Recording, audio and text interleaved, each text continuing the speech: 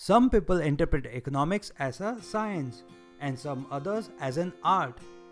तो रियलिटी में economics science है या आर्ट है? Let us first deal with the science portion. In order to classify any subject as a science, it must possess some traits, some qualities or features of science. It should have theoretical base of knowledge. Second, it should be based on cause and effect relationship. ऐसा करने पर ऐसा होगा. Third, it must have some principles, some laws, some rules. Fourth, and those principles are based on experimentation, observation. Fifth, it can be demonstrated through experimentation. These are the main qualities or features of science.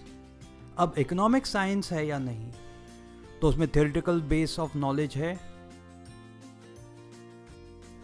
Loss and principles है. For example law of demand, law of supply. उसमें cause and effect relationship भी है. For example law of demand states अगर price बढ़ेगा तो demand कम होगा और price कम होगा तो डिमांड बढ़ेगा. Generally that is there is an inverse relationship between price and quantity demanded. तो कॉज एंड इफेक्ट रिलेशनशिप भी है. और ये जो लॉ बनाए गए हैं बेस्ड ऑन ऑब्जर्वेशन है, एक्चुअल ऑब्जर्वेशन है. तो अगर इन चीजों को, क्वालिटीज को देखें तो we can say economics is a science. But economics science तो है, लेकिन economics is not an exact science. तो क्या है इकोनॉमिक्स? इन एग्जैक्ट साइंस है, एग्जैक्टनेस नहीं है. The reason is economics is a study of human kind. और जो ह्यूमन फैक्टर है, हम ह्यूमंस बहुत ही अनसर्टन, विचित्र प्राणी हैं.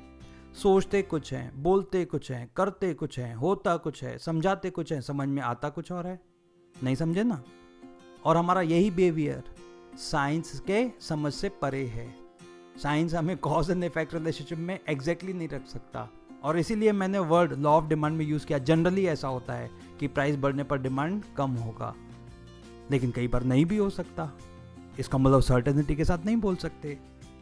और वो सर्टेनिटी नहीं है क्योंकि ह्यूमन फैक्टर जो है बहुत कॉम्प्लेक्स है. इस कारण से ये इनएग्जैक्ट साइंस है. और देयरफॉर इसको फिजिकल साइंस में जैसे फिजिक्स केमिस्ट्री में होता है एग्जैक्टनेस होती है, वैसा एग्जैक्टनेस इकोनॉमिक्स में नहीं है. और इसीलिए ये फिजिकल साइंसेस से थोड़ा अलग है, ये सोशल साइंस है. और इसी कारण से law of economics are compare to law of tides. Ocean में आता है ना हाई टाइड, लो टाइड. उसका बेसिक आपको मालूम है? एक्चुअली हाई टाइड होगा, लो टाइड होगा, that depends upon position of sun, moon, rotation of the earth. इन सब के कॉम्बिनेशन से तय होता है. बट साइंटिस्ट भी एग्जैक्टली नहीं बता सकते. वो ये बता सकते हैं हाई टाइड होगा, लो टाइड होगा, लेकिन कितना हाई उस एग्जैक्टनेस के साथ नहीं बोल सकते. जो प्रेजेंट हमारा नॉलेज बेस है उसके एम्बिट से बियॉन्ड में है ये. देयरफॉर वो एग्जैक्ट नहीं है, इनएग्जैक्ट है. Therefore economic laws are compare to laws of tides. उसको सिंपली समझे. साइंस मतलब विज्ञान, ज्ञान प्राप्त करना, नॉलेज गेन करना इज साइंस. तो इकोनॉमिक्स में भी तो नॉलेज तो गेन करते हैं ना हम लोग. कुछ रूल्स हैं उनको समझते हैं, कुछ लॉ हैं उनको समझते हैं. Therefore economics is a science. Now we move forward to the second part, whether economics is an art. In order to qualify any subject as an art, it must have the characteristics of an art. An art means expression of knowledge, expression of creativity, expression of imagination. Simply,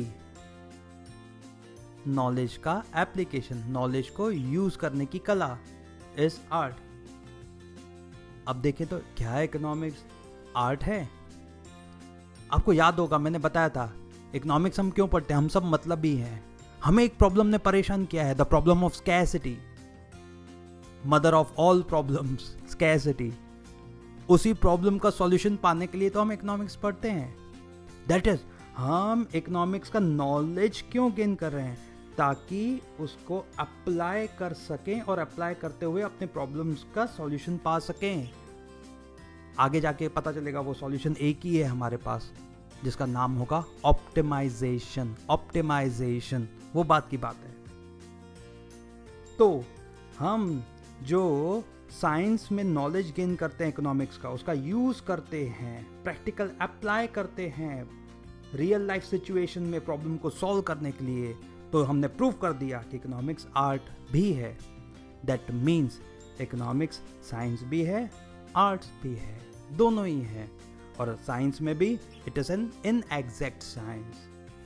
so we can say economics is science in observation, study and research, and an art in its application.